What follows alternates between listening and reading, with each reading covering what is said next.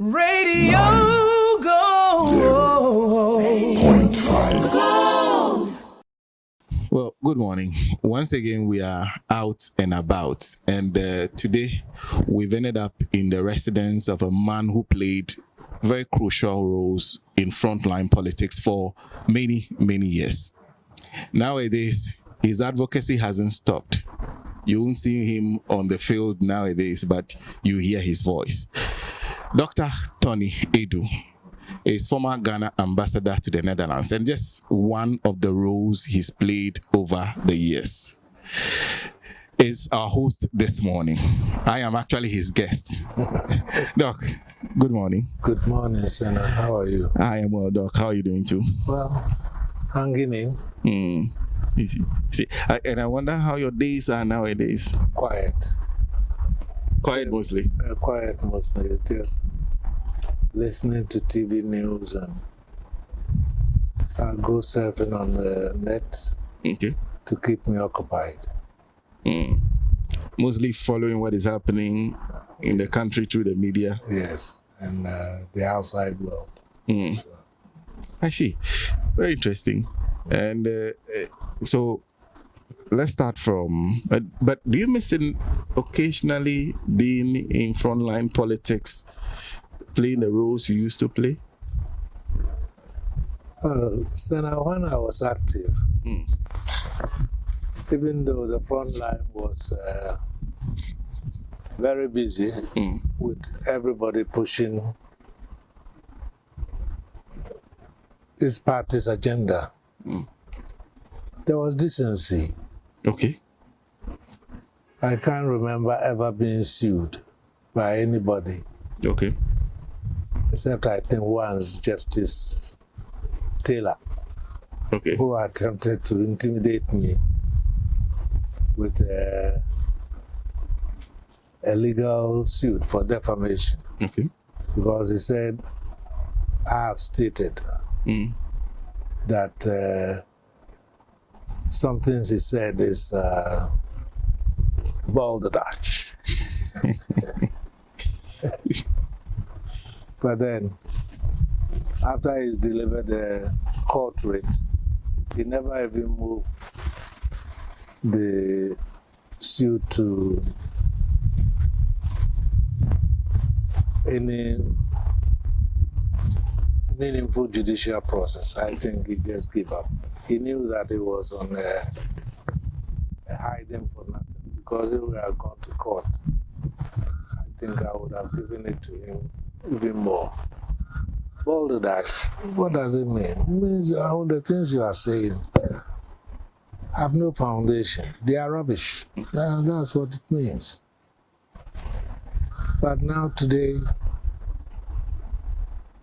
the communicators, party communicators on both sides, but more on the NPP side, are full of insults.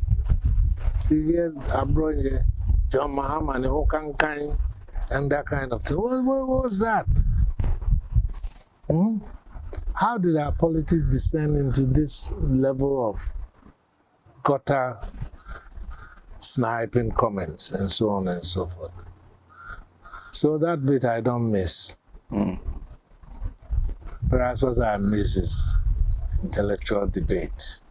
We debate the issues and put our opinions into perspective, hoping that we will make an impression.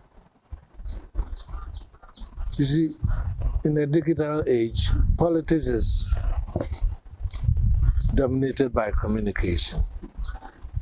And the purpose of communication is impression management. You need that.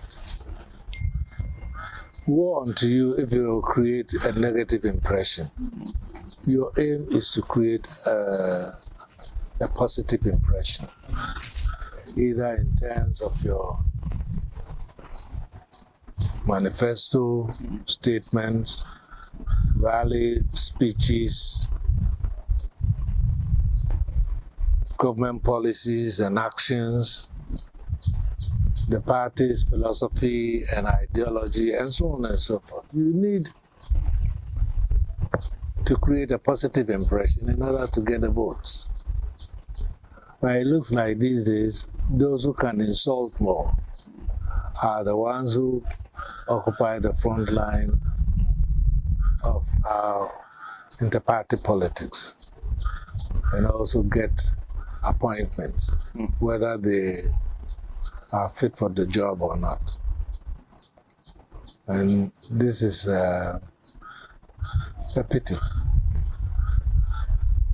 because some of the controversies are very baseless, useless. You shrive them, you strip them of their cacophony of noises, and you find that there's nothing apart from insults. This is no good. But do you still hear that intellectualism that was part of the debate when you were in active advocacy on the political front? Now and then you hear, especially from civil society organizations, taking on the government for explanation of a step the government has taken and so on and so forth. That kind of argument is sensible, it's acceptable. But the inter-party debate is just, to me, rubbish. But because you became famous yourself and a few others, especially on the larger platform, because of the kind of debate that happened back then. You're saying that you don't hear that when the two parties or more of them sit at the table without the involvement of civil society? Between the two parties, we hear a lot of arguments, some twisted statements made by a politician, like recently, only this morning, I was listening to Metro TV, and this guy who used to be the MP for this area, Sly Tete, said President Mahama said 4 million people are involved in galamsey, and that he's going to send these people to Australia to learn how to do mining. This is absolute rubbish. President Mahama never said 4 million people are involved in galamsey. He said 4 million people are touched by galamsey. And the essence is that even the one who go and sell water to those actively involved in mining is part of it. What do you call the local content? Those who supply fuel, those who assay the gold, those who do the trading, etc. This was the population President Mahama was referring to. But like I said, political communication is impression management. And you have to be aware of your environment, including what the opposition will do to you if you make a statement that becomes controversial. So it's always important to avoid controversial statements. There must be consistency between what you said you will do in opposition and what you are doing in government. And most often I wish President Mahama won't go and face the fire himself, because he has a penchant to do that, taking into account the history of vilification that we always encounter. Even dancing to Daddy Lumba's thing, Ethiopia, he said Mahama composed that song. No, it's silly. If you say you are a political communicator, let your statements also be informed by policy considerations. You are not just a critic. You should also be able to offer alternative solutions or alternative policy orientation that people can buy into. But just going and acting like this guy in Animal Farm, what's his name? Squealer. Squealer. Or Hitler's Goebbels. You say something which is false and hope that it will stick. You say something that throws mud on your opponent and you keep repeating it and you think it will turn into truth. You are misleading the nation and you are misleading yourself.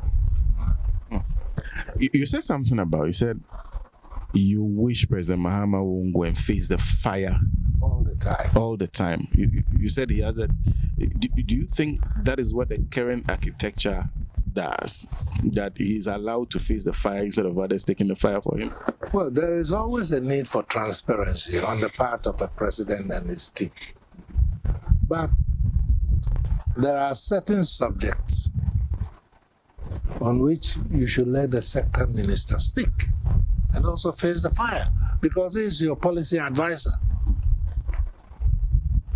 For instance, this galamsey problem has become a headache. And it's a test of your sincerity and commitment to what you said in opposition, to what you are doing in government.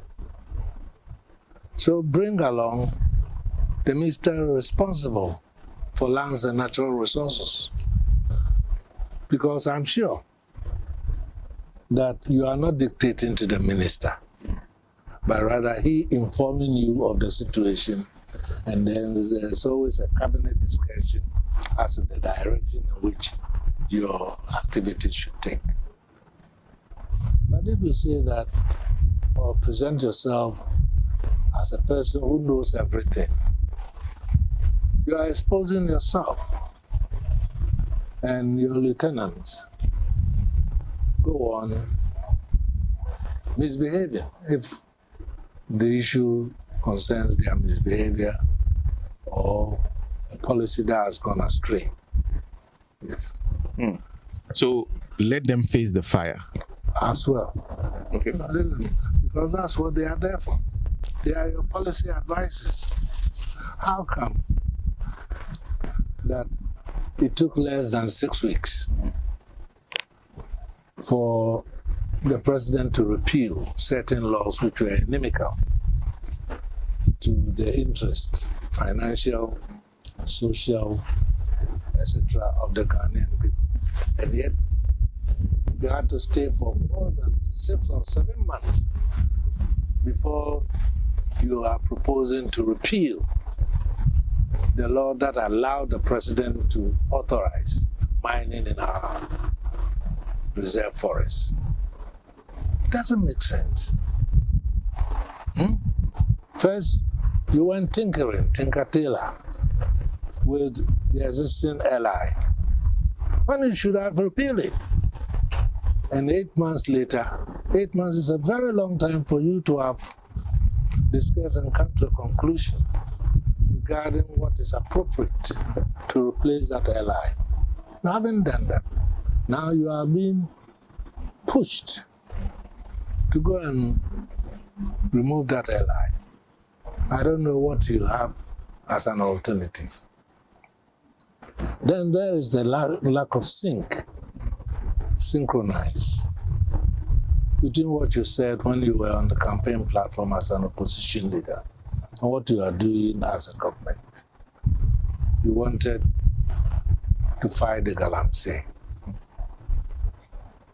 But is that how you're going to fight the galamsey? Pussyfooting. It's pussyfooting.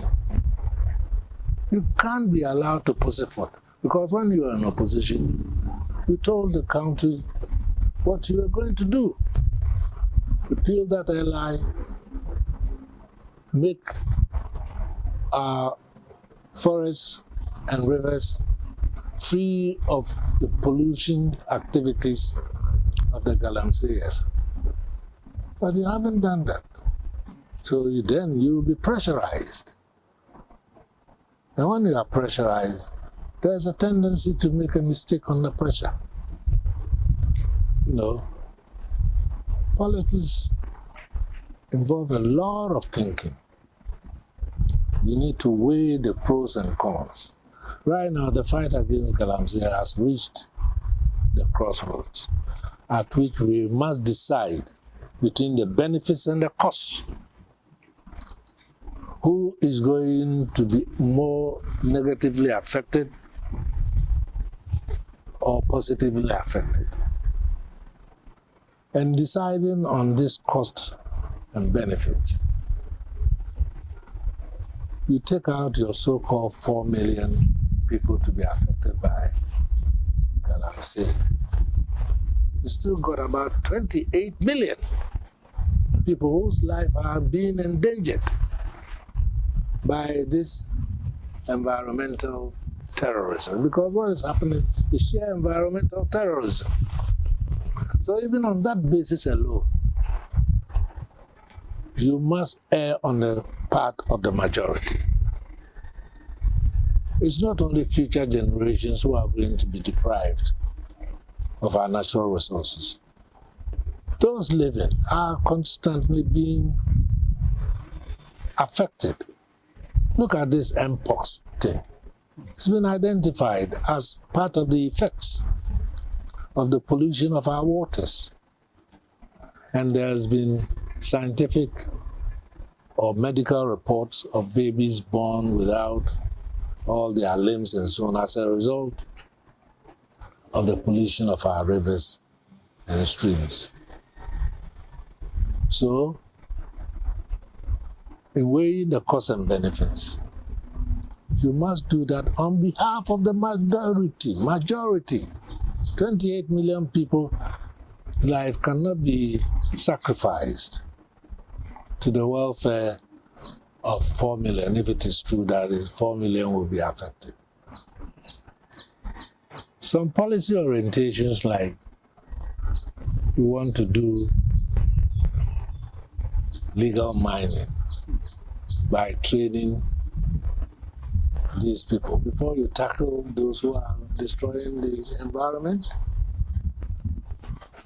You don't tell armed robbers that I'm going to train you for other jobs. So keep on arm robbing until I succeed in giving you alternative job. The armed robber is marched straight to court and sentenced. The galamsey is destroying our environment, cutting down our trees and so on and so forth. Flush them out, kick them out, and then give them alternative employment. But first, kick them out, because it's a present danger to our lives. Doesn't matter whether you live in Accra or you live in a community close to where they are doing the galamsey. We are equally affected, all affected. And I think he better come again. In the beginning, I had my doubts regarding the efficacy of the state of emergency that civil society organizations were claiming should be imposed.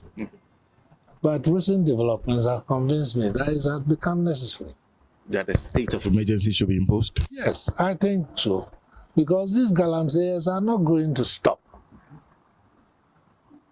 So, you zero in on the areas most affected by their activities. And you make it a no-go area. You break the law. The president said there are so many laws that give them power to fight without necessarily declaring a state of emergency. Okay, let's see you use the power. You are the commander-in-chief of the Ghana Armed Forces. As I have been saying, and I think I got the support from Nyaho Temaklo, just deploy 2 battalions. 2 battalions? 2 battalions. That's 1,000 people, 1,000 soldiers. 3-week deployment. They move blitzkrieg. Remove it, leave 50 behind, go to another forest, remove them, leave 50 behind. What are our soldiers doing in the barracks? eating our food, wearing our clothes, and just engage in ceremonial activities. They sign on to go and fight. They sign on to protect our territorial integrity. That integrity is constantly being attacked. This is the time for the army to step in. You think that galamsey is attacking our territorial integrity? Of course, it is. After all, what is your territorial integrity? The environment will not suffer. The health of your population will not suffer. The agitation will go down if you take certain actions. And those actions are within the domain of the Ghana Armed Forces. Protect our environment and our nation from the onslaught of criminals, because they are criminals. Now, I mentioned costs and benefits. What is the benefit of the galamsey to our economy? Is it that it supplies gold to our gold board and therefore help us to balance our accounts, external accounts. Helps us to maintain stability in the city exchange. But do we have to rely on these? Because there are other costs that are more dire and destructive than the cost to these galamseys. So it's about time that President Mahama think really fast of how he is going to remove the threats of this menace to our Ghanaian society. So you are not for this gradualist approach of... No, I'm not. Rolling out cooperative money, among others? Look, in 2015, when I was at The Hague, Omani Boama, may God rest his soul, and Anatete attended a conference. And I had the opportunity, he was then the Minister for Communication. And I said, when you go back, Omani, tell President Mahama that by the end of 2015, he should have solved the Dumsor problem. Whether he has to use a process of accretion or whatever, you don't have to solve the problem outright. Relieve the people of some of the hardships they go under Dumsor. I said, if by end of 2015, you haven't solved the Dumsor problem, you will lose the next election, 2016. And I wasn't surprised when we lost the election. The same thing with this galamsey fight. What is this pussyfooting for? You're thinking galamsey will be as fatal to the chances of the NDC as Dumsor was? Definitely, because they will remind you that you failed during your tenure. 4 years is not a very long time. By now, the roadmap for the removal of galamsey should have become so obvious, and action should have taken place. Flush these criminals out of the bush. But they will also look at their seats currently in Parliament, look at the margin by which they win, and think that it's impossible for them to lose after 4 years. How do you know? Ghanaians changed their mind after 2016. 2016, Akufo-Addo won close to 1 million. The following election in 2000, it dropped to 500,000. 2024, if 360 degrees and giving you close to 2 million and an overwhelming majority. Do you think you can control the passions of Ghanaians that way? The only way you can control that passion is to appear to them to be a man who keeps his word. That's what I mean by impression management. You have to create a positive impression at all times. If something is too controversial, then don't bring it. Work on it. Don't come and say it. If you think you don't have a solution, talk about things that you have solution, immediate solution. Don't talk about things that you think can be solved in the foreseeable future, because you don't have the foreseeable future. You have only 4 years. Look at the way oral is going.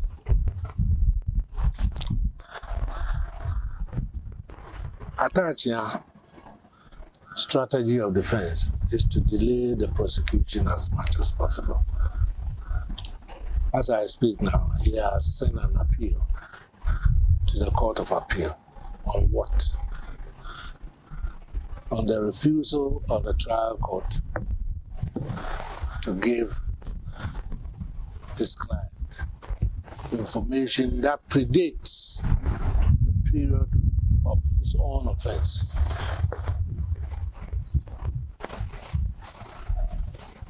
In law, they call it exculpatory. Exculpatory means evidence that inures to the benefit of the defendant. But how does the past activities of the security entity affect the current trial of Aidoo relative to the period when he had the responsibility to mind that center? That is what I mean by delaying tactics. He will go to the Court of Appeal, he will go to the Supreme Court, he will file for the review of Supreme Court judgment and so on, so that it stretches the period of prosecution. And there are so many cases lined up. And seriously, oral is one electoral promise that should succeed. Otherwise, Ghanaians will not be kind to the NDC. Well, we just moved from galamsey into oral. So far, what are impressions of that? Because, like you said, many Ghanaians voted based on the belief that the NDC can hold the past administration accountable. Yes. Were you one of those who felt that there was a need to make sure that government is held accountable for its actions? And are you impressed with your party's handling of that one? To be frank, I tell you, I'm always for accountability. You hold a position and you hold the duty to account for the exercise of the authority that position gives you. In my opinion, Akufo-Addo should be hauled before the courts. Akufo-Addo himself? Himself. He's indictable for managing the economy of this country to the point at which we became very, very bankrupt. But I'm not surprised, because the history of management of our economy will show that it's always when the Dankwa Buzia political tradition is in office that we overborrow and then go and sue for debt forgiveness. Buzia did it, Kufuor did it, and Akufo-Addo has done it. We go and borrow recklessly, then we go and tell our colonial masters that we can't pay. So they give you debt forgiveness. And then you borrow again. Between 2006 and 2007, 66% of our debt that was owed to foreigners was forgiven us by the Paris Club of creditors. By 2007, Kufuor has borrowed again. That is how they have managed their economy over the historical period we are talking about. They are not converting the economy of a country. You need to exercise care when you are holding people's money. But they were playing with it as if it's their own family heirloom. Where is Oforiatta? I bet you, if he's not forced to come back, he won't come back voluntarily. He knows the damage he has caused this country. He won't come back. So Ghanaians' expectation is that all these people who were in power for 8 years and depleted the national coffers and stole our money, they will be held accountable. And accountability is not just them returning the money. It also means jailing them. Let them go and taste jail. After all, we have all been there. We never stole. When I was the presidential advisor to Professor Mills for 3 years, every year I returned what was left in my Eunice account back to chest. Every year. My staff was very annoyed with me. I said, no, I am cost conscious. When I went to the Netherlands, there was this proposal by a private developer for the establishment of visa application and approval online. The proposal was a BOT. They will build, operate, and transfer for a certain period. For every year, they were demanding 450,000 euros. 450,000 euros. I look at the proposal and I say, no way. I got a young man who developed the EBPMS, that is Evidence-Based Performance Management System, for Atamil's MNEs. And this guy, he came to me as a fresh graduate and he did his national service in my office. After that, I employed him. In fact, virtually every employee, there were about 7 of them. They were all fresh students. And they weren't paid much. So his name is Joshua. I invited Joshua. I told the then Minister of Foreign Affairs that I want to put our visa application and approval online. And this will reap in a lot. It will increase our IGF. He came. I paid for his airfare in and out. I gave him honorarium. I had accommodation for him. Got him transportation from the house to the office. And gave him a small amount, far on top of what he was earning at NDPC. 12,000 euros it cost me. And that 12,000 included the purchase of 2 printers and a server. 12,000 total. 12,000 euros. 12,000 euros. And the advantage too was that we were keeping our own record. It's in-house built. This one, a third person keeps your Records. Yeah. records. 450,000 for 450,000. Soon as I left, Ayo Kobochi and his people threw that project out and brought in the 450. Can you imagine that? How do you crucify a nation like this? The system Joshua built was taken to Spain, where we were printing our passport. It printed a passport. The whole software was capable of printing a passport. as well. When we brought the system online, I came to Ghana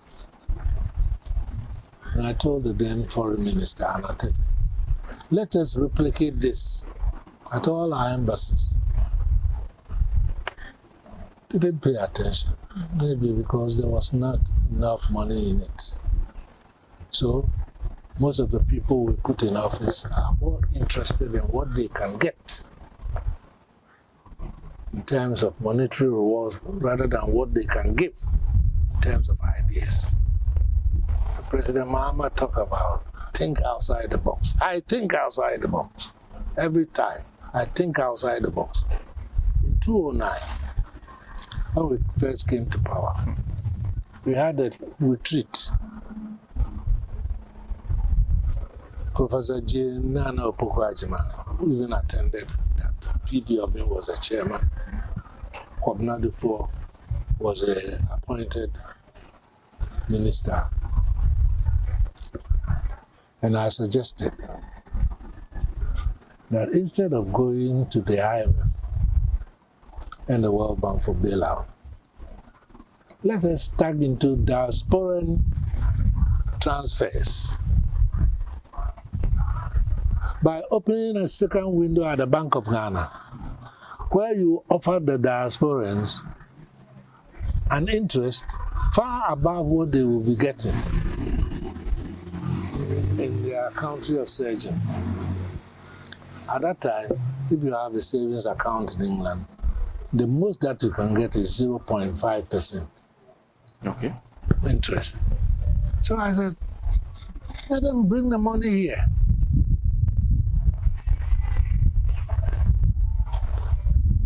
Provide conditions that they have to keep the money for at least 6 months to earn the interest. Give them 2% or 3%. And lend that money to the government so that we don't go for sovereign bonds and so on and so forth. Because you say that diasporan transfers is about 4 billion. How much did we get from IMF? The then governor of the Bank of Ghana, Pakwesi Misata, at one meeting of the economic management team, when I put forward the suggestion, John Mahama was in the chair. He said, so why are we going to get the money to pay the interest? And I said, why do you get the money to pay an interest? At that time, it was about 25% on TBs. And if you go and borrow sovereign bonds, the least interest you pay will be 8% plus liability. That will push you to about 12-13% interest. And you are paying 2% interest on foreign currency that belongs to your own people. The best demonstration of confidence should always come from your people. If your people invest in your economy, it sends positive signals to the rest of the world. Then I made another proposal, which I tried to work on when I was in the Netherlands. I call it, the pension follows the pensioner. Okay. There are many Ghanaians abroad who have reached pension age, and they are there. As they live there, they act as a pull factor for immigration. They have relatives here who will come and so on. If you pension them and they go home, the country of surgeon must allow the pension to flow to them in their return. Okay. As the pension follows the pensioner. This is a matter for diplomatic arrangement, president to president or foreign minister to foreign minister. I talked to the Dutch prime minister about this. He wasn't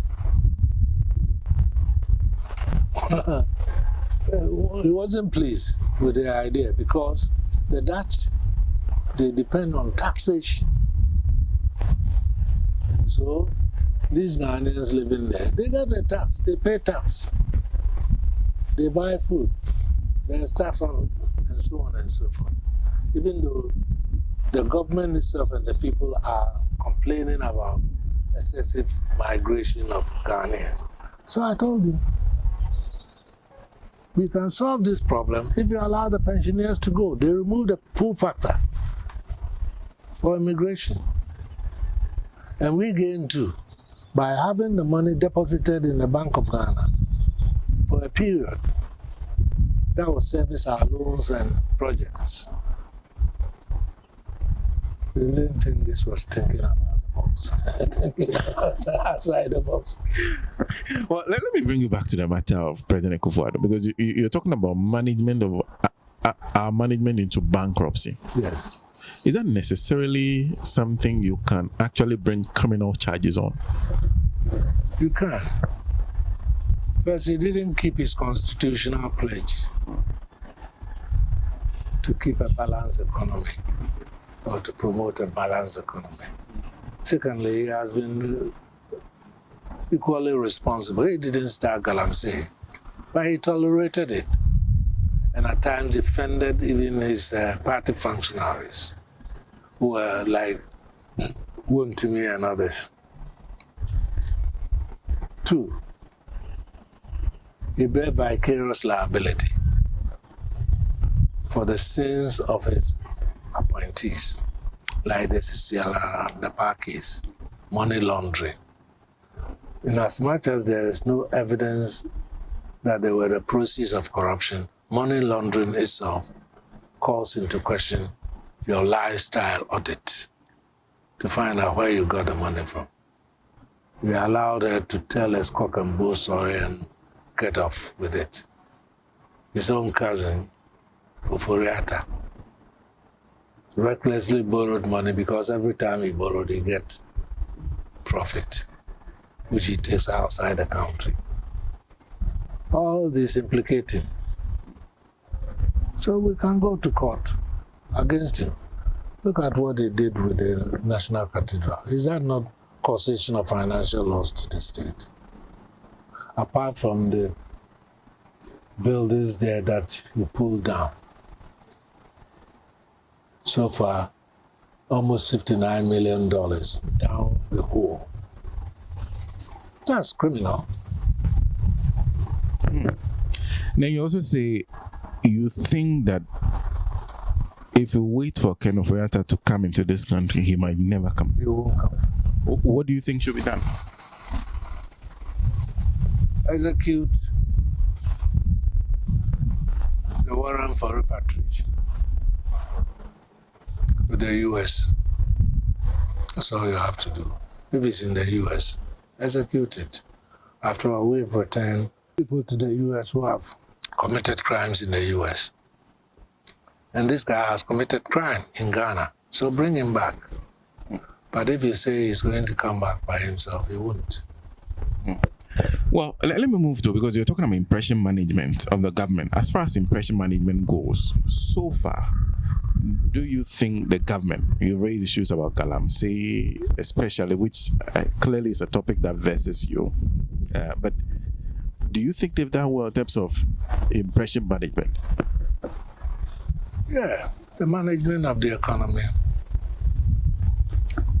the prudent management of our financial situation are all pluses.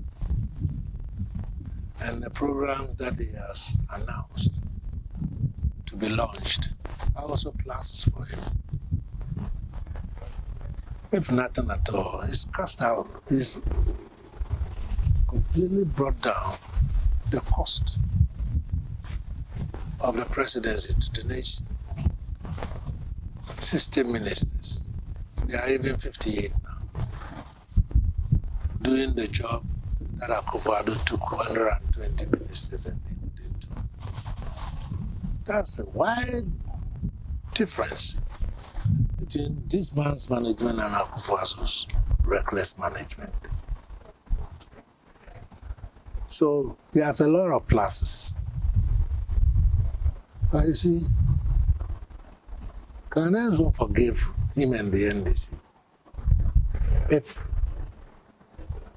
we don't fight the Galamsey war. He didn't create the doomsday, but see how they use it against him. Because he pussyfooted too much, too long. By a process of accretion, we could have built up the capacity to produce our electricity. And I think it's about time we look inwards for our investment. You have to support Ghanaian industries, even though I do not believe that the private sector in Ghana can be the engine of growth. That story is hoy. The private sector is a parasitic entity in Ghana. But reliance on FDI, foreign direct investment, is not the answer. Right now, the policy initiative I think announced in Japan was that it was going to remove the 1 million requirement for people to come and invest. Invest where? Foreign investment, where does it go? It only goes into the extractive industries. Do they come and build factories? Akufo-Addo's automobile this thing. We've had vehicle assembly plants all over. Why didn't the firm, VW, also bring a manufacturing plant here? What they are doing is use cheap labor and tax concessions to assemble their vehicles and take them and go and sell them. Which foreign investor go into productive sectors of our economy? Do we have foreign investors in farming? You are a farmer, Mr. President, you are a farmer. You know the value of farming. We have teeming army of unemployed people. Create the peri-urban agricultural homesteads that I proposed in 2009. What would this involve? All it will involve is that you settle a group of people in a land. They are active farm workers or they are artisans, etc. It's akin to the Israeli kibbutz system. Since they are close to urban centers, you cut out the cost of transportation of foodstuffs. So urban food supply will be cheaper. People can even drive there and get their products. You reduce the level of unemployment. You take out the shanty slums that are coming, because inside the farm you build them dormitories.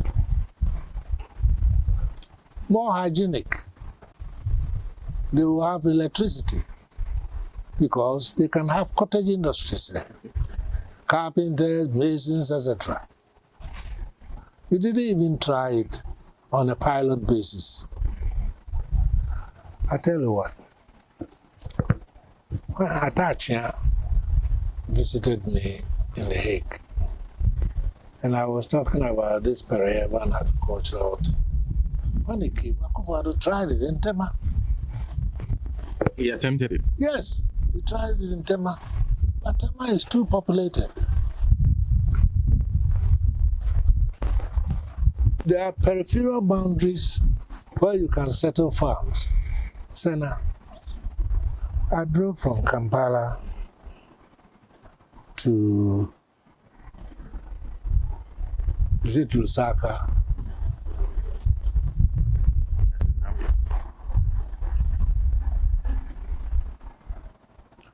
And I've driven from Abidjan to Yamoussoukro. Along the road, all you see is big plantations. Whether it's corn, bananas, or whatever. Big plantations. We in Ghana are still reliant on peasant farming. Why? And food prices are so high. because our roads are no good. Eh? There are low-hanging fruits. Let us pick them. After all, when I made that proposal first, the peri-urban agriculture, it was John Mahama who told me to develop the concept for presentation to cabinet.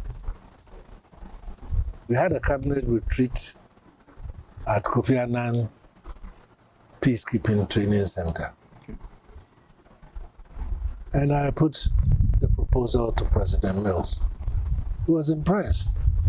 He told Kwesi Ahoy, who was then the Agric Minister, and Dr. Dapa, who was the Chief Director, that in their next budget they must make allowance, because all I needed was 1 million to put more than 100,000 people on the farm. $1 million. Never hired anything out here. Do you think this is the right time to try something like this? We are turning our peri-urban environment into concrete castles. So, when I first proposed it, the question was, where do we get the land? Then I told Professor Mills that you have executive power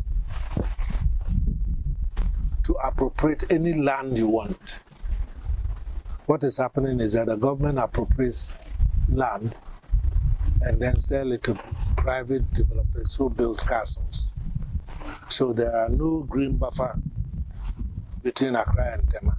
It's all concrete castles. Why?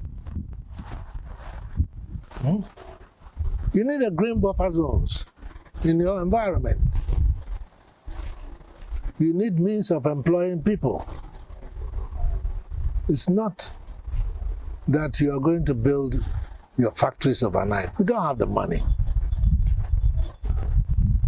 So you take advantage of your natural endowments, labor and land.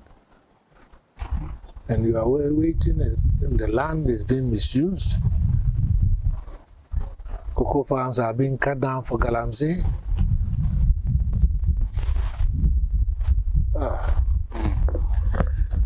Well, we're still having a conversation with Dr. Tony Aidoo, former Ghana ambassador to the Netherlands.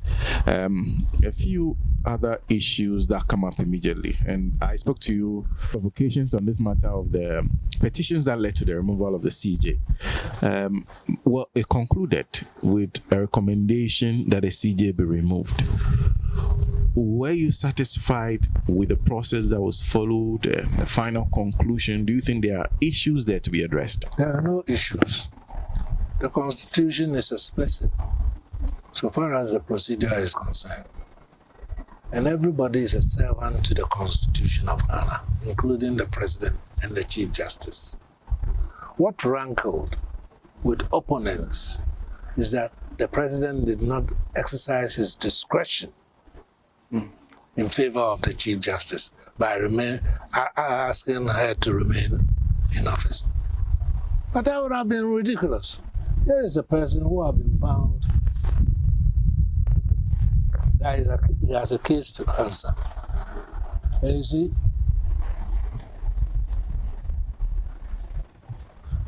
when the matter goes to the Council of State,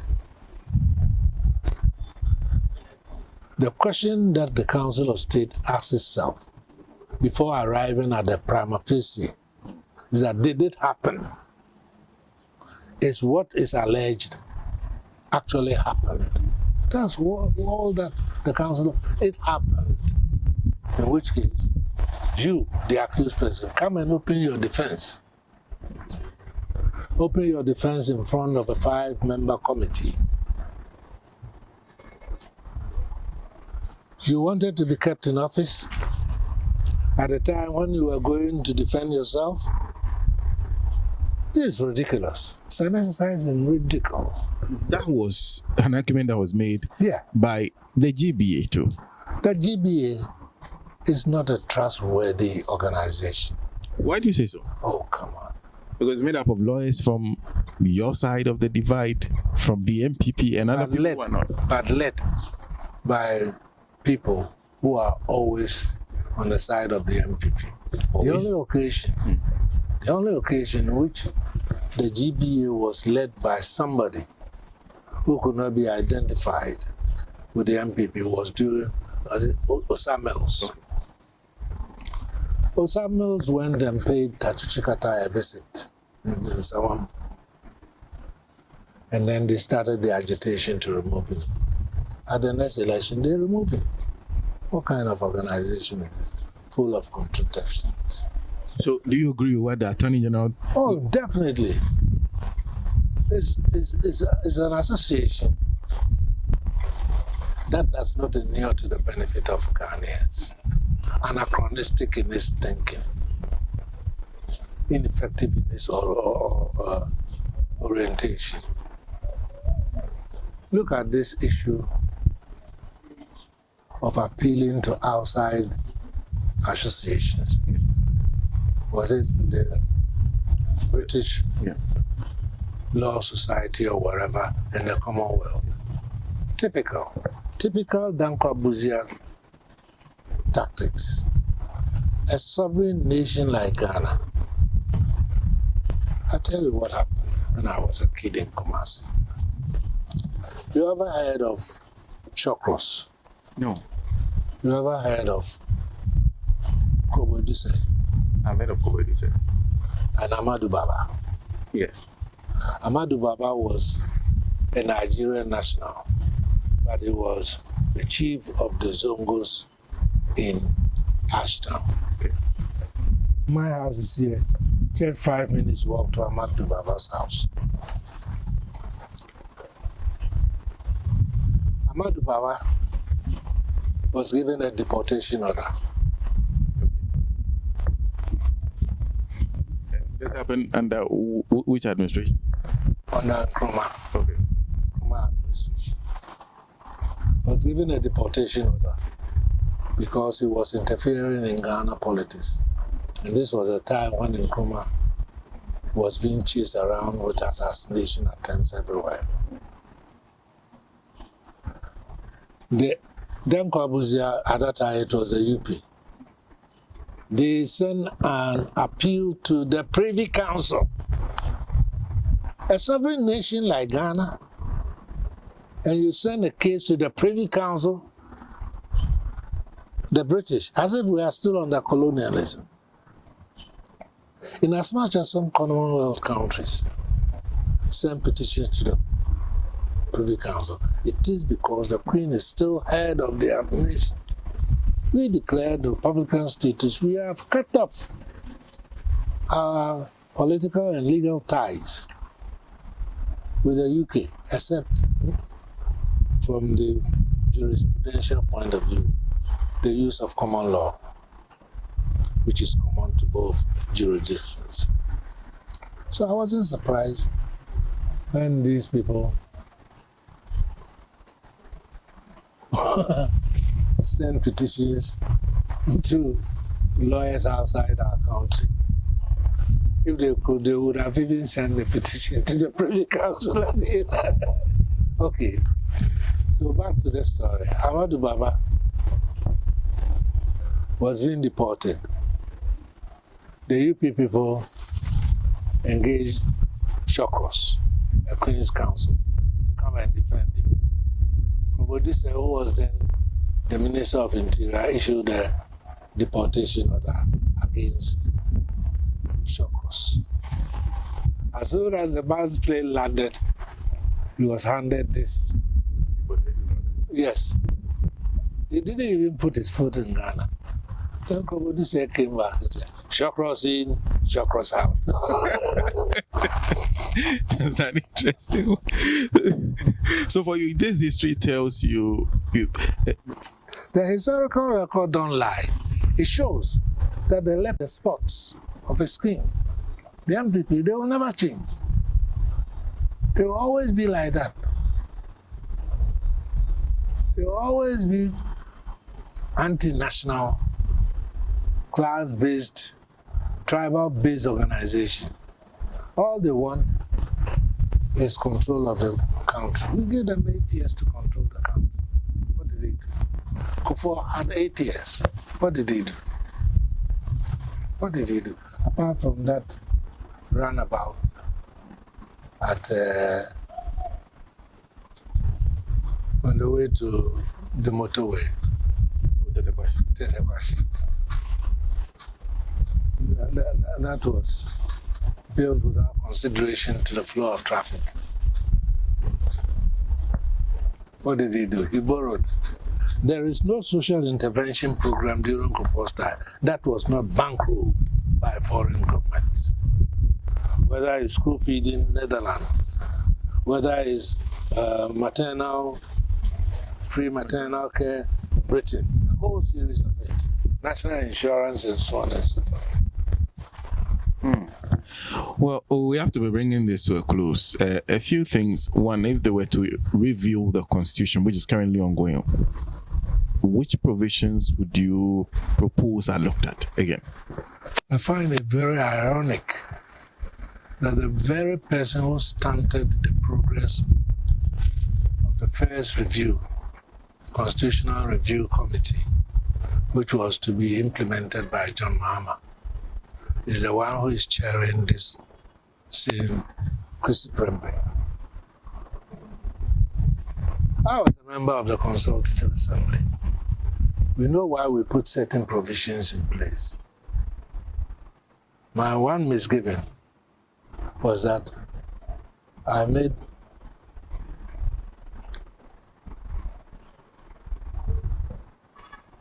an attempt to take the Council of State out and put in a second chamber constituted of occupational representatives. I call it my Black Friday. The debate went on for 4 hours.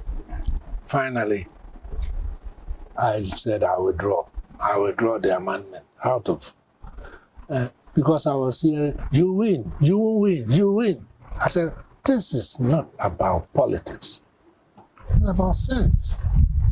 We set up a Council of State that is beholden to the President, and we expect that Council of State to give advice contrary to the wishes of the President.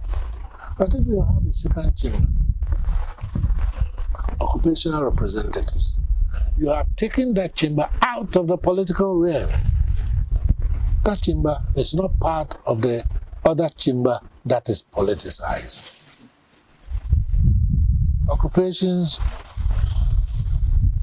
like, let's say, Guta, TEU, Journalist Association, they all have representatives. In the end, you can't put up more than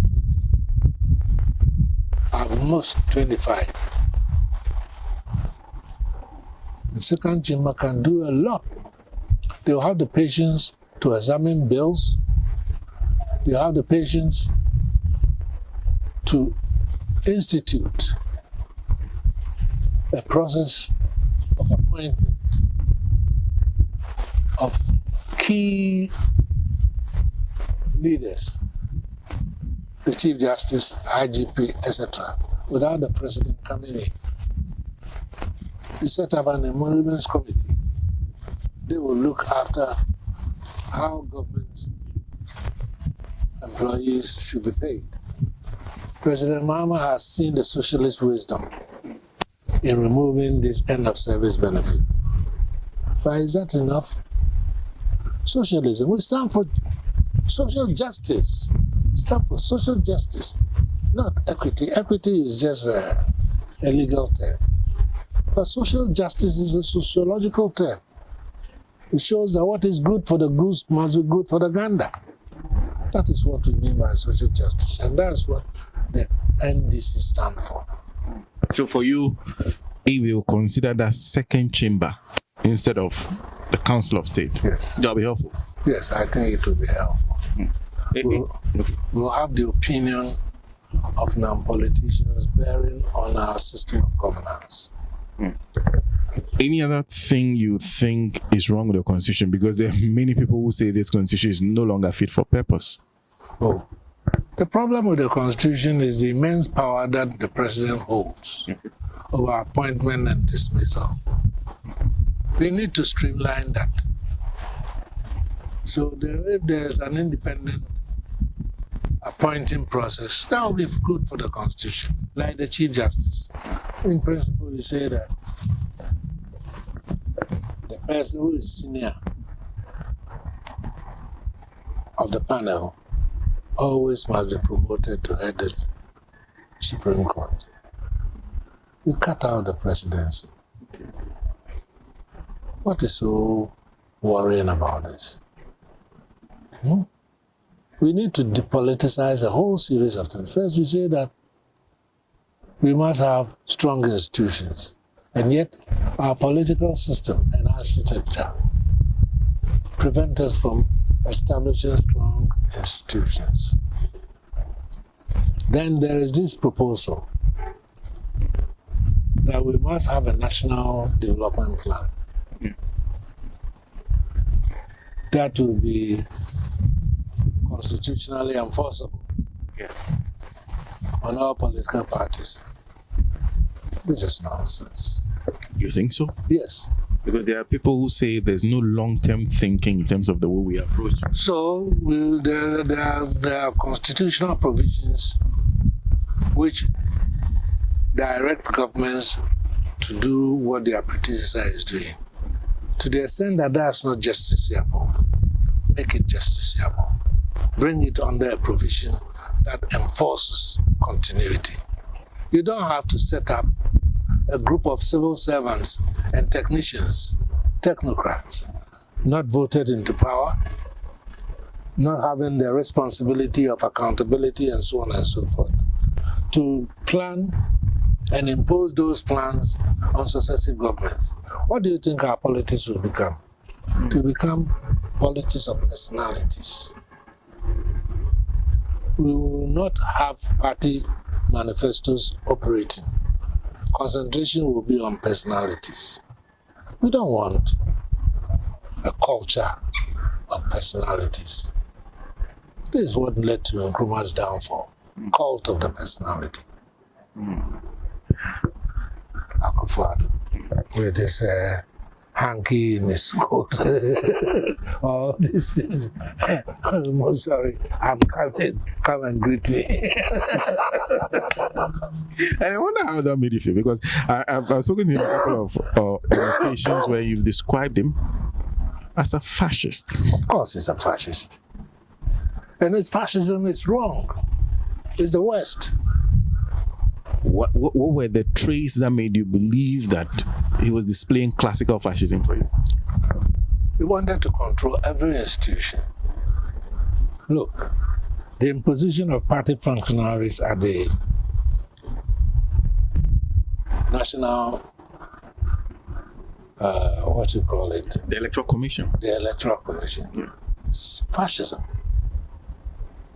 You want to control the institution. Control our security apparatus.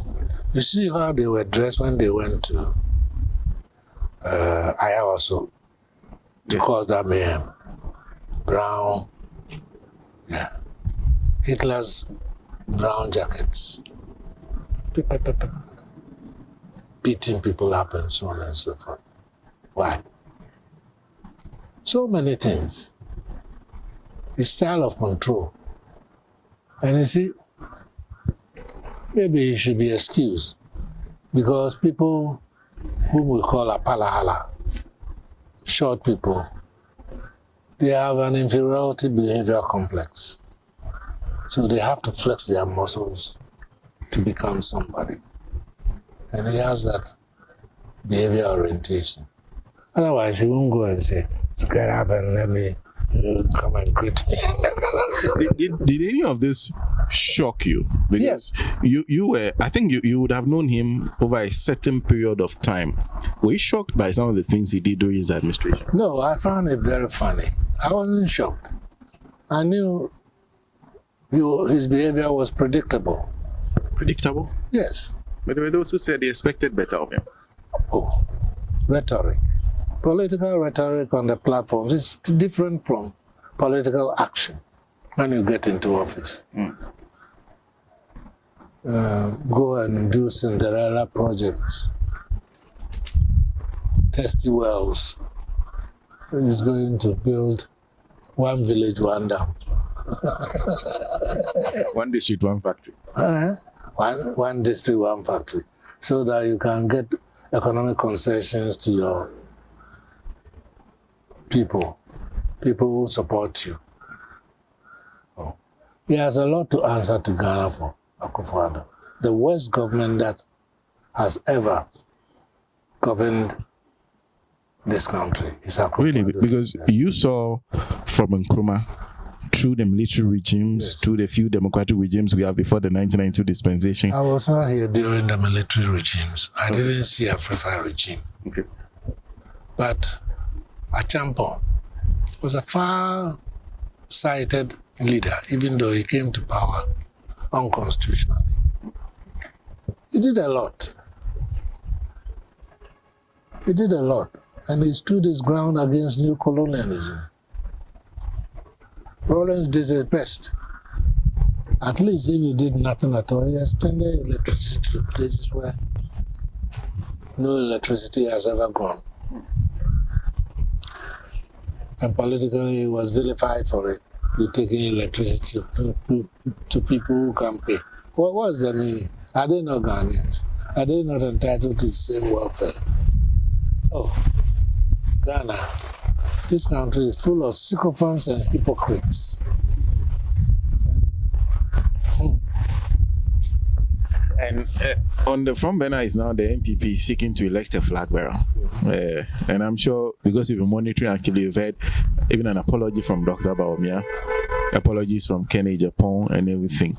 First of all, what do you think of the state of the NPP you have come face to face with? Well, at the moment, it appears there is an implosion. And everybody is testy. TS. Easily annoyed when you say something disadvantageous to them. I believe Bawumia will win the primary elections.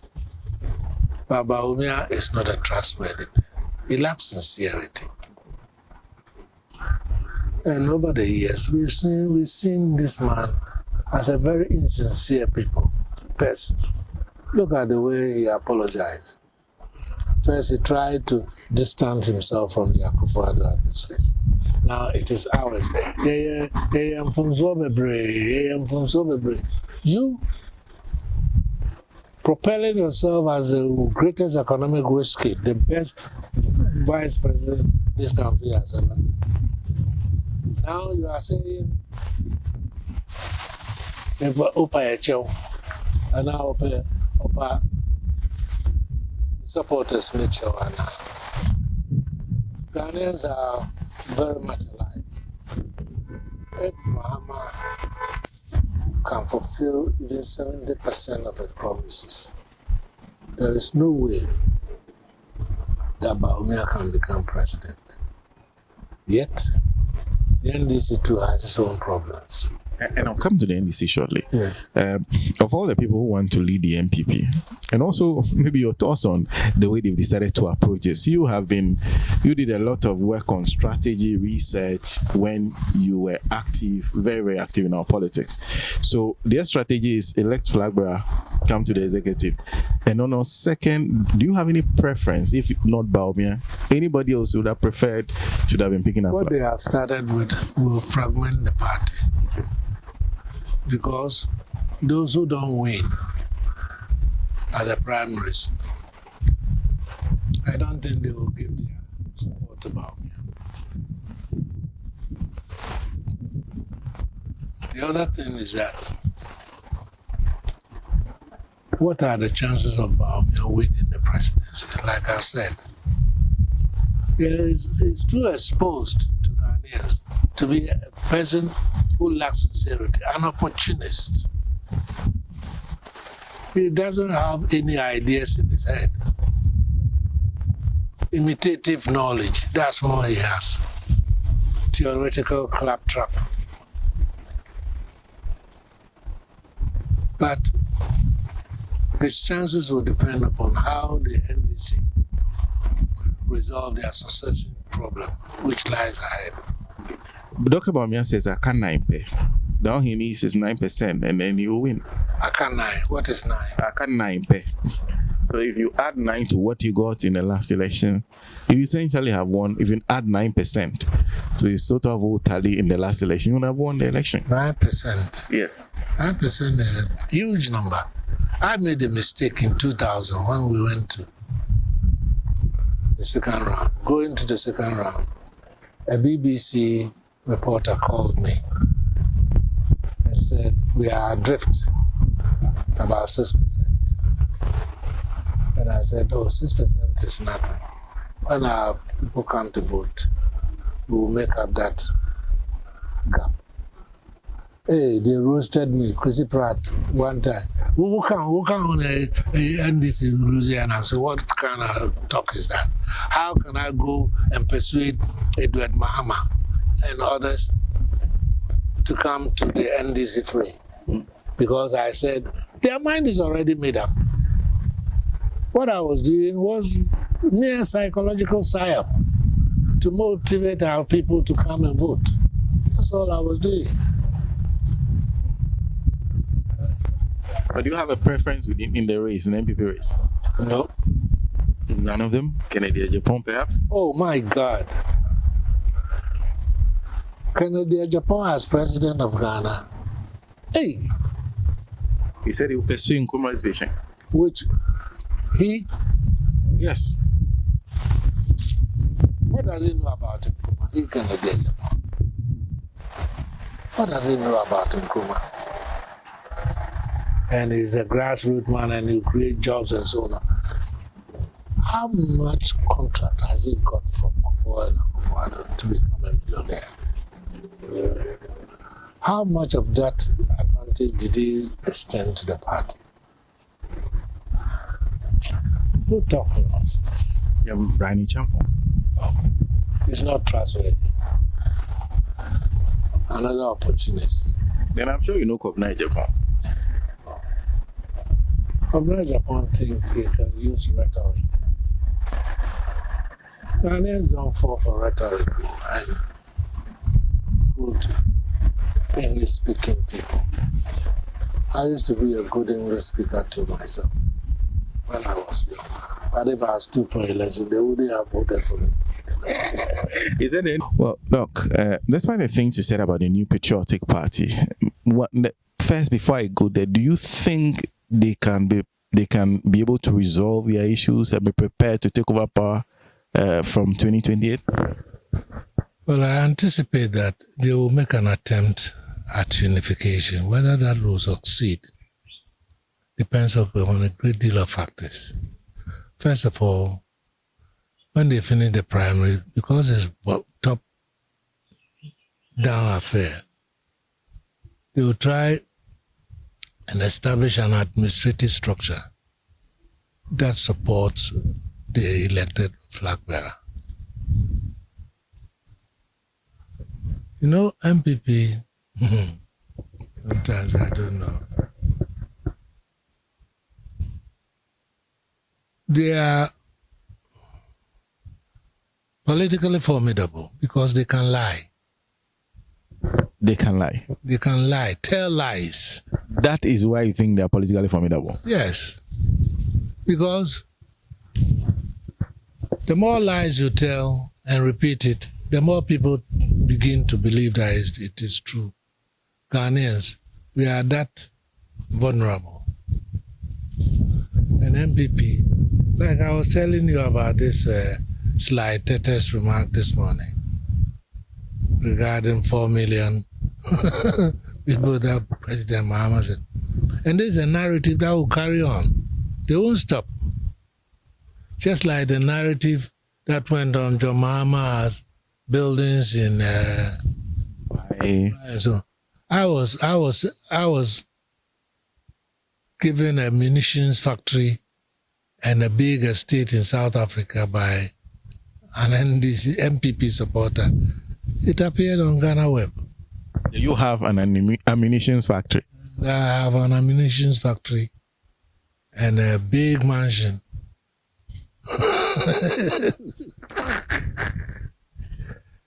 That's why I am doubtful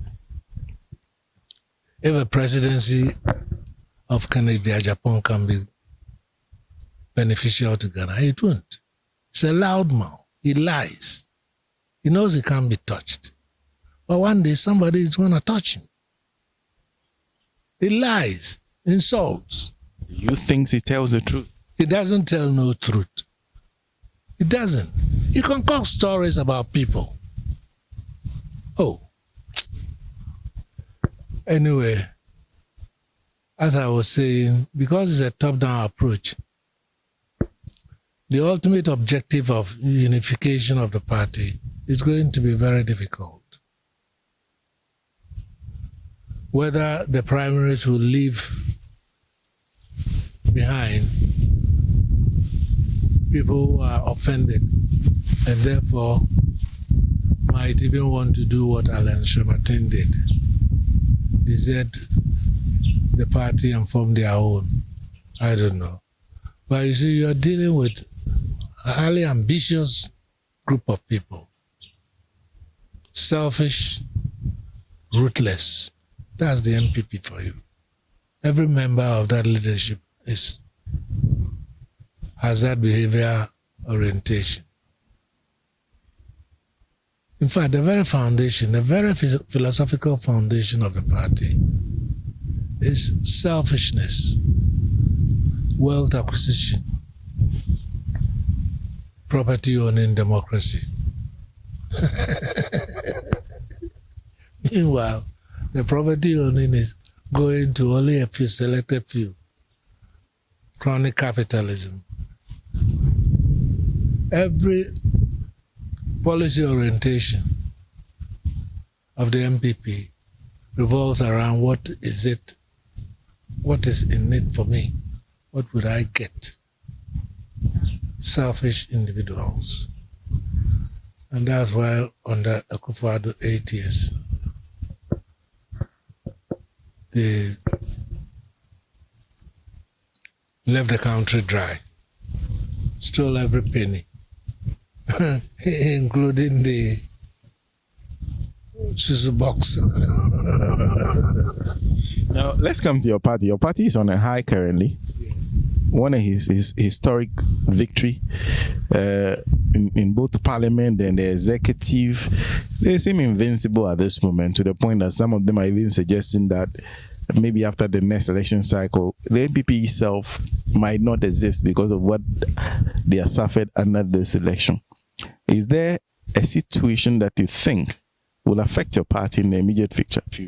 First, don't forget that the 8-year syndrome inures to the benefit of the NDC, because after Mahama, they will still have 4 years to go. Then I can anticipate political infighting and factionalism within the party. So far, the only person who has really shown himself to be interested, excuse me, is I think the Vice President, is I think the Chief of Staff, Deborah, and the Agric Minister. You think they are both interested in succeeding President Mahama? Yeah, they are. Deborah himself is being groomed by Mahama. Watch the kind of gatherings he appears to deliver addresses. He's gradually being pushed to the forefront. Then you have my friends, the young Turks, I call them. Rollins said they were babies with sharp teeth. And to me, they are young Turks. They fight a good battle. I don't want to mention any name here, as far as they are concerned. But some of them will feel that it's about time they took control, especially the extent to which President Mahama appeared to have honored them with very prominent appointments. Then there is the Vice President. Is she desirous of continuing? Will she be fit? There's a whole lot of questions. Aidoo is also on the sidelines. He wants to be president. Or you don't think so that he wants to be president? Aidoo is in the reckoning.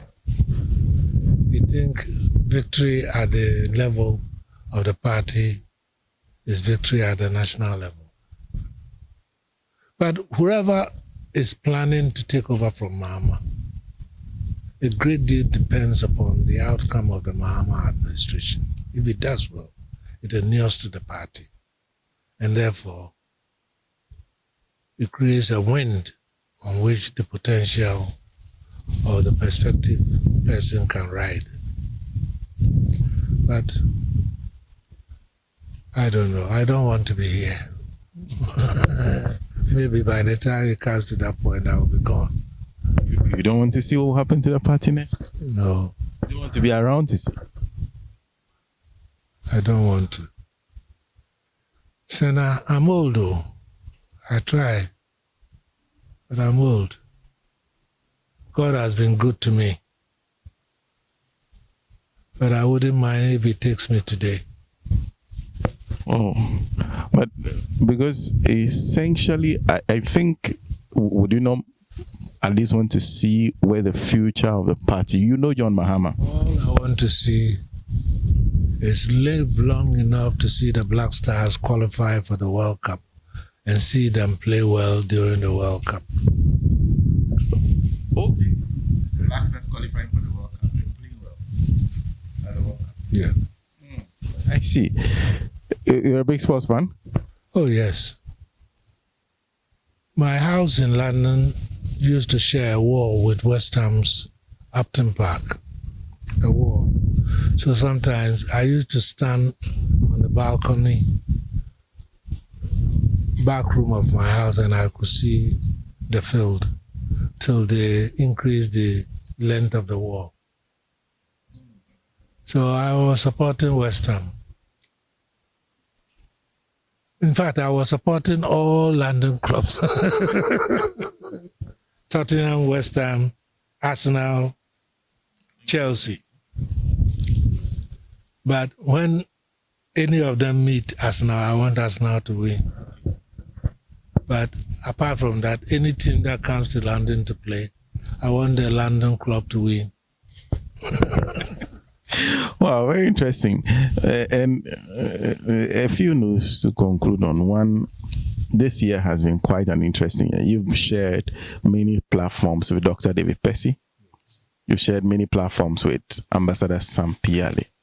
They've both passed on this year. What are the memories for you? What would you remember both of them for? Oh, Percy for his insight and eloquence. And of course, his commitment to socialism. I do admire him for that. Sam P was my friend though. Later on, I don't know. He might have got annoyed with me because we created a platform for ambassadors. I never participated in the discussion because I knew there were infiltrators in that group of ambassadors. Some of them were appointed by Akufo-Addo when he came to power. But Sampi, so many memories I have of Sampi. In fact, when I was appointed Deputy Minister of Defense, he organized a crowd to come and support me. because I didn't want anybody to accompany me. I was prepared to go and face J.H. Mensah and give it to him. He ran away and went to Parliament to insult me and lie about me, he and Battles, even though they were members of the appointment committee. I remember Justice Annan gave me the right, which I have constitutionally, to make a statement. They walk out, and then one by one, they will come and peep around the corner to listen to what I'm saying. And some people at the Consultative Assembly, that's where we met. I remember the day I said I would drop the amendment on the Council of State. He was so annoyed with me. You, why? I said, I'm tired of this thing. All these opponents, they are not opposing the amendment on the basis of rational arguments. They're opposing it because we represent the CDLs. And it's coming from Tony Aidoo. Rollins has told him to come and say this. Can you imagine? Yeah. And I guess really the memories are many, but quite a lot. Quite a lot. You know, something you said about Dr. Percy, you didn't see this on air, but one time you came to Alaji and you made a comment about him. You said Percy will walk in, make a prediction, you will challenge him, but his prediction will ultimately be the one that will come true. That's so. Well, like I said, Percy was far-sighted. He had good brain, good analytic brain with a good historical recall. These days it's very difficult to find people who want to do deep thinking, but we need it for our nation building. People often forget that on the eve of 1957, Ghana was handed to Nkrumah, not as a nation. We've never been a nation. Unlike Britain and others, their nation building has taken place a long time ago. Nkrumah had to start building a nation, and he had considerable opposition from what we call destructive traditionalism, coming from Ashantis and some Northerners and Gans and Fantis. Oh, I think Ghana got cursed because we took out Nkrumah, which we shouldn't have. Because even though I didn't know much about politics in this country, I saw Nkrumah's performance when I was growing up. Days when you can just walk to Sentimental and buy ice cream. Sentimental was a hotel in Ashton where we youngsters used to group ourselves. We go and look for girlfriends and that kind of thing. Oh, yes. But we lost something with the overthrow of Kwame Nkrumah. We lost a lot.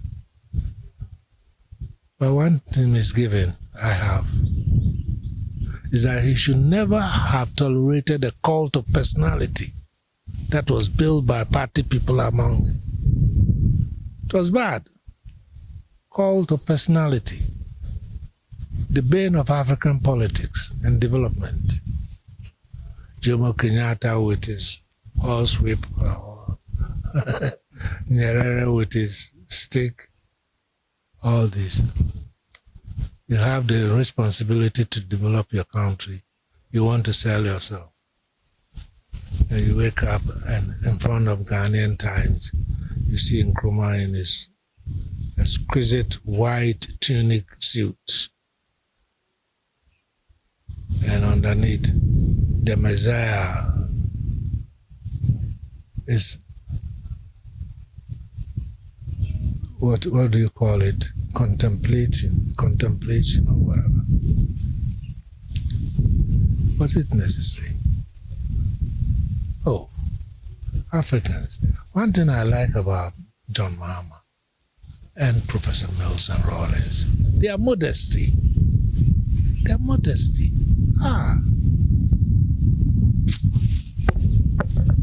Well, you call them young techs.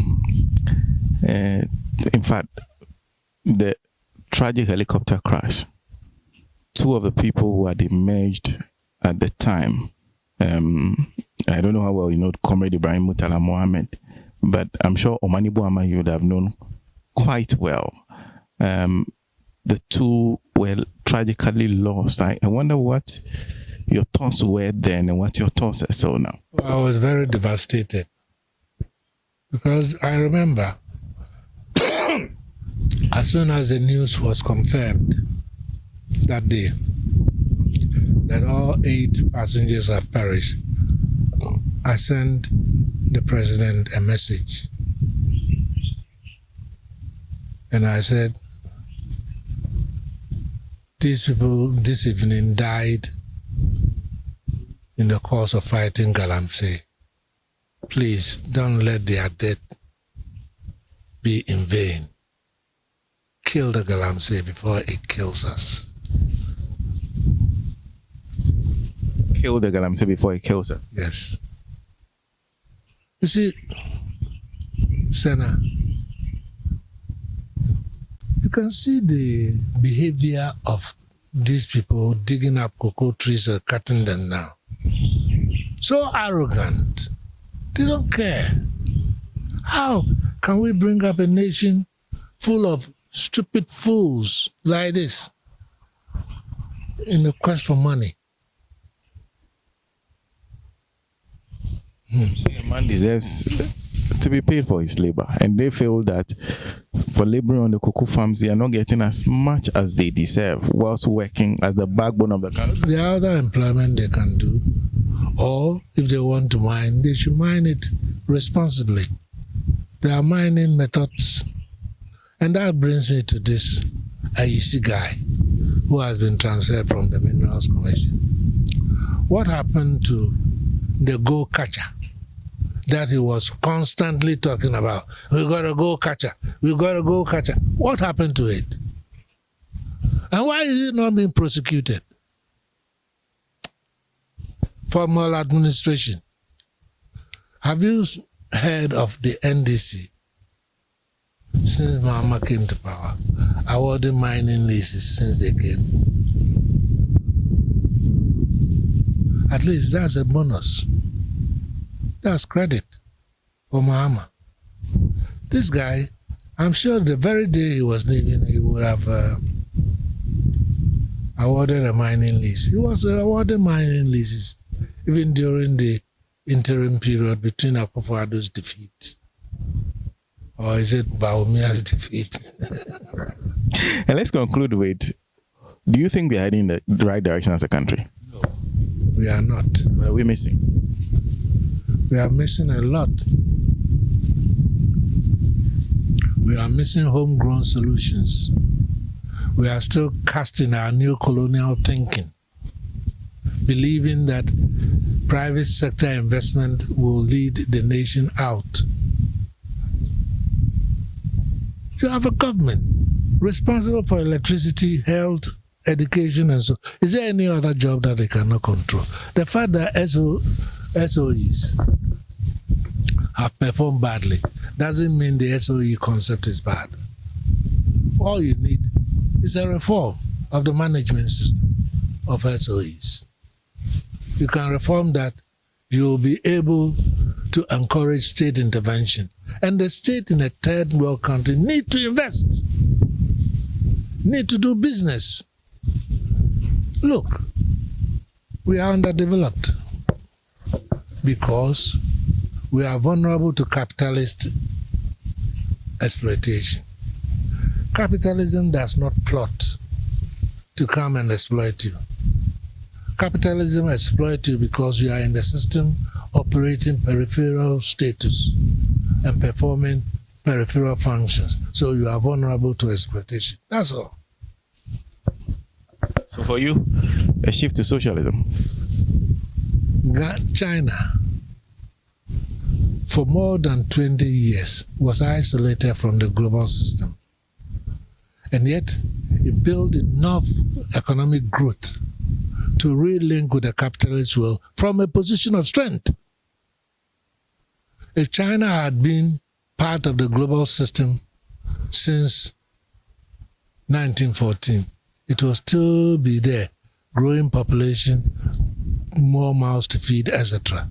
Now China is leading, not only in economics, in technology and everything.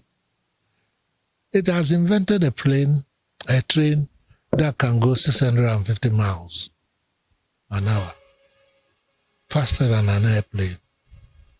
Imagine. Can you imagine?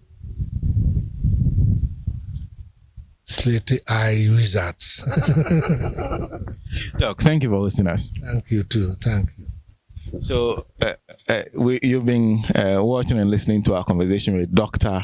Tony Aidoo. Like I said, Dr. Tony Aidoo played many roles. One of the things he always spoke fondly about is that he loved to think. He loved a job in politics that allowed him to think. It's sad that Doc says he's not interested in being around to see who leads the NDC next. But we hope to have him around so that I would ask him what he thinks. Thank you.